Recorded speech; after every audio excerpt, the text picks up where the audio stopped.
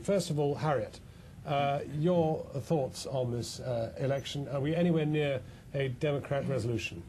I think we're getting there, and when I spent 6 weeks in the States at the start of this year, and when I was there I felt very enthusiastic and energized by the campaign, because I thought it was people were taking part in a democratic process that hadn't been engaged in politics for years, and there was a real sense of wanting change in American politics. And since I've been back for about a month or a bit more, I've got kind of increasingly depressed about it, because I think that having gone from this situation where there was this kind of sense of tremendous energy and hope and kind of revival of political participation, we're now in a situation where we're kind of very much back to old-style politics of taking lumps out of one another, a party that's very divided. I'm really talking about the Democrats here.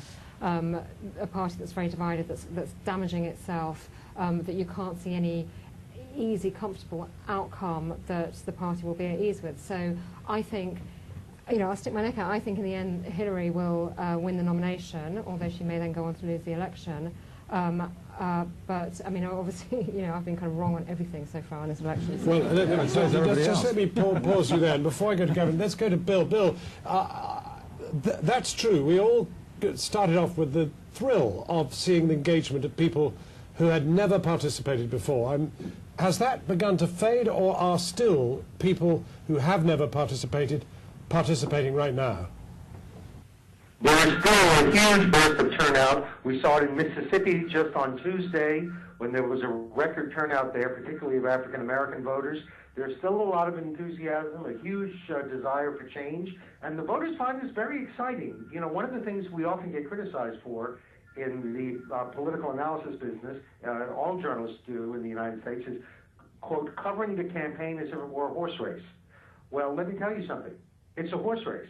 And that's what excites viewers and readers. They're very excited by this. They want to know who's going to win. People come up to me in the street and they say, who do you think is going to win? This is very exciting, and they're deeply engaged in it. That aspect really cannot be ignored. And I would add that anyone who knows who's going to win this nomination for the Democrats is grossly misinformed.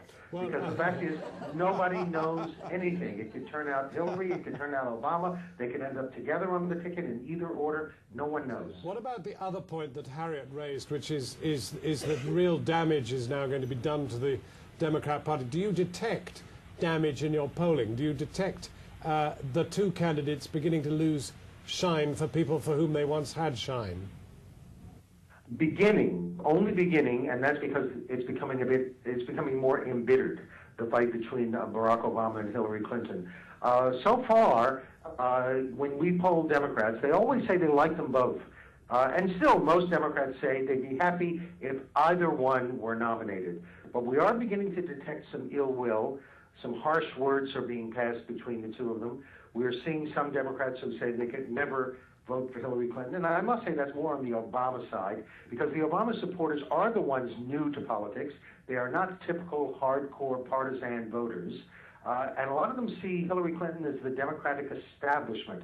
They're the outsiders, they believe, even though a good part of the establishment is supporting Barack Obama, including the last nominee, John Kerry, and Edward Kennedy. Nevertheless, the Obama people consider themselves the anti-establishment force, and they are really overtaken by this sense that somehow, somewhere, there is this vast Clintonian conspiracy that with the party establishment, this conspiracy is going to seize the nomination from Senator Obama, and that is really engendering some bitterness. Very interesting.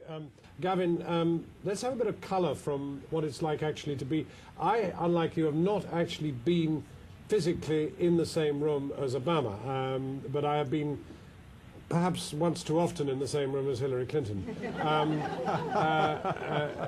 Just talk us through what it's like to be with Obama. Have you spoken to him? I have, but not recently. First of all, this is fantastic theatre.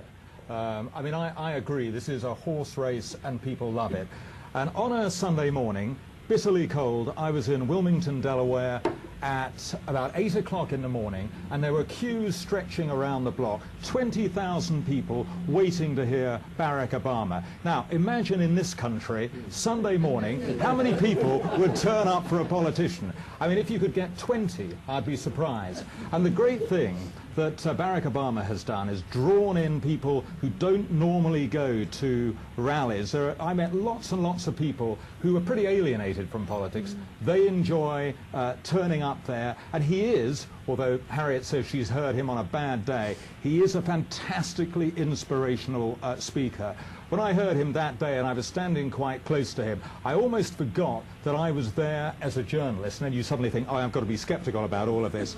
But he has the ability to absolutely capture a crowd. Now, what's happened, I think, and I noticed it this time in Ohio and Texas, the Clinton campaign, who have begun to go after him, particularly on his experience, whether he'd be the right guy to answer a crisis phone call at 3 a.m. in the morning, I think that is beginning to hurt him.